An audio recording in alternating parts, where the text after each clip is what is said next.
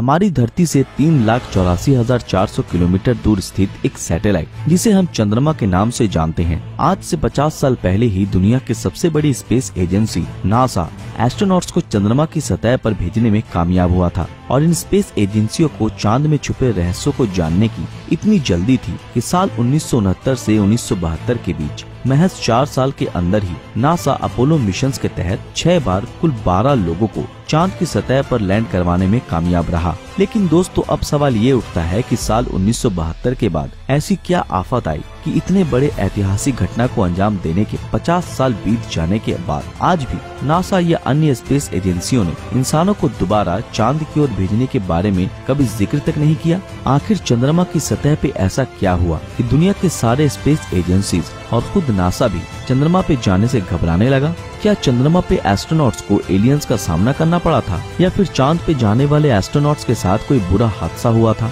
या फिर ऐसा भी हो सकता है कि शायद नासा ने कभी चंद्रमा की सतह पर इंसानों को भेजा ही नहीं और नासा ने पूरी दुनिया को एक झूठी कहानी बताकर बेवकूफ बनाया हो। तो फ्रेंड्स, आज की इस वीडियो में मैं आप लोगों को चंद्रमा से जुड़ी ऐसे ही कुछ रोचक बातें बताने वाला हूँ जिसे सुनकर आप सोचने पर मजबूर हो जाएंगे। तो हो सके तो बने रहे हमारे साथ वीडियो के अंत तक। रात के अंधेरे में चमकते हुए चांद को जहां हम धरती से बैठकर देखा करते थे, आज से 50 साल पहले यानी 20 जुलाई 1969 को नासा ने चंद्रमा की सतह पर इंसानों को भेजकर मानो एक इतिहास रच दिया और इसके सिर्फ 4 सालों के अंदर और 5 इंसानी मिशंस को चंद्रमा की ओर भेजा। जैसा कि हम सभी जानते हैं कि चंद्रमा की मिट्टी पर कदम रखने वाले सबसे पहले इंसान नील आर्मस्ट्रांग थे और दूसरे व्यक्ति थे एडविन ऑल्ड्रिन। तो वहीं साल 1972 में चांद पे कदम रखने वाले आखिरी एस्ट्रोनॉट थे यूजीन सर्नन और इसके बाद दुनिया के स्पेस एजेंसियों ने फिर कभी भी मुड़कर चंद्रमा की ओर नहीं देखा। जबकि आज तो हम साइंस की फील्ड में इतने ज्यादा एडवांस हो चुके हैं, तो फिर क्यों आज के समय में कोई भी चंद्रमा पे जाने की बात तक नहीं करता?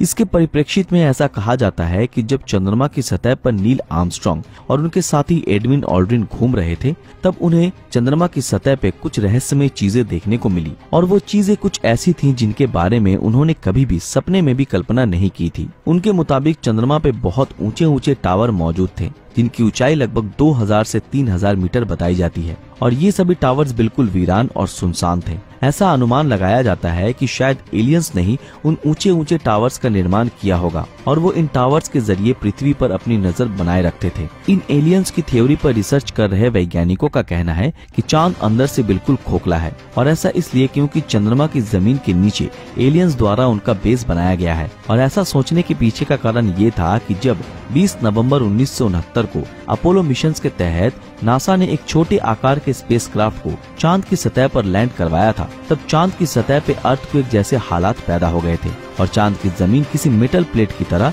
कांपने लगी थी। और ऐसा तभी पॉसिबल हो सकता है जब चांद की जमीन किसी मेटल से बनी हो और वो अंदर से खोखली हो। आपकी जानकारी के लिए बता दें कि ये वही एलिमेंट्स हैं जिनका प्रयोग किसी स्पेसशिप के आउटर लेयर में किया जाता है ताकि वो अंतरिक्ष के अधिक तापमान और दबाव को झेल सके। तो इस बात से क्या हम ये समझ लें कि क्या चांद एलियन का स्पेसशिप है जो हर वक्त हमारी पृथ्वी का चक्कर लगा रहा है? खैर जो भी हो, पर चांद पे वापस जाने में कोई न कोई समस्या तो जरूर है, वरना अगर हम आज से 50 साल पहले ही इस घटना को अंजाम दे सकते थे तो फिर आज तो हम साइंस के क्षेत्र में इतने आगे निकल चुके हैं। तो फिर अब तक तो हमें चांद पर इंसानी बस्ती बसा लेनी चाहिए थी, या फिर कहीं ऐसा तो नहीं कि ये कहानी ही झूठी थी जो हमें बताई गई? लेकिन फ्रेंड्स, जब नासा ने 50 साल पहले इंसानों को पहली बार चांद पे भेजा था, तब लाखों लोगों ने इस घटना को टीवी पर टेलीकास्ट होते हुए देखा था।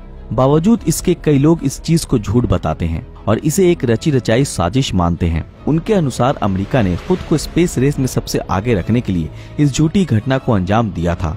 और इस बात का सबसे बड़ा सबूत ये है कि जब नील आर्मस्ट्रांग ने चंद्रमा पर अमेरिकी झंडा फहराया, तब वो झंडा काफी तेजी से लहरा रहा था, मानो वहाँ जोरों की हवा चल रही हो। लेकिन दोस्तों, जैसा कि हम और आप जानते हैं कि चांद पर तो वातावरण है ही नहीं, तो फिर ये अमेरिकी झंडा ऐसे कैसे लहरा सकता है? इसके अलावा भी कई वैज्ञानिकों ने ये तक दावा किया है कि चंद्रमा की सतह पर लैंड होने के बाद लिए गए तस्वीरों में आसमान में एक भी तारा क्यों नहीं दिख रहा था। इन सब के अलावा एक और सवाल जो काफी इम्पोर्टेंट था वो ये कि इस फोटो में आप इन पैरों के निशानों को देखिए जो चंद्रमा की सतह पे उतरे एस्ट्रोनॉट्स के पैरों के निशान थे। कुछ वैज्ञानिक ये बताते हैं कि चांद पे तो नमी है ही नहीं और मिट्टी में बिना नमी के पैरों के ऐसे निशान बन पाना इम्पॉसिबल बात है। इन सारे तर्कों को देख यही लगता है कि ये एक बनावटी कहानी ही थी। कुछ शोधकर्ताओं का तो ये तक कहना है कि जितने भी एस्ट्रोनॉट्स को चंद्रमा की सतह पे भेजा गया था वो कभी भी फिर धरती पे वापस लौटे ही नहीं और नासा अपने फायदे के लिए उन एस्ट्रोनॉट्स की जान का सौदा करता रहा ताकि वो स्पेस की दौड़ में सबसे आगे निकल सके।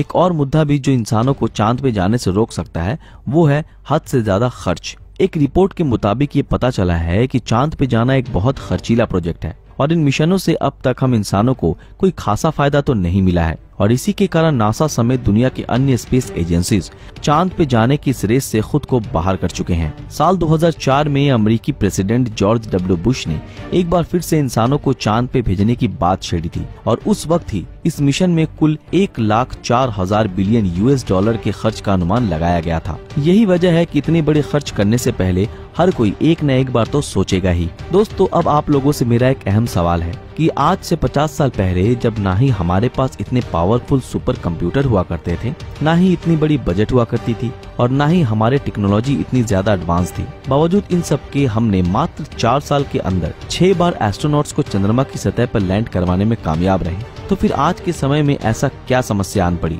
कि जब आज हम जुपिटर और मार्स पे कदम रखने का प्लान बना रहे हैं तब हम चांद की तरफ मुड़कर भी नहीं देखते। दोस्तों, आप लोगों को क्या लगता है कि इसके पीछे क्या कारण हो सकता है?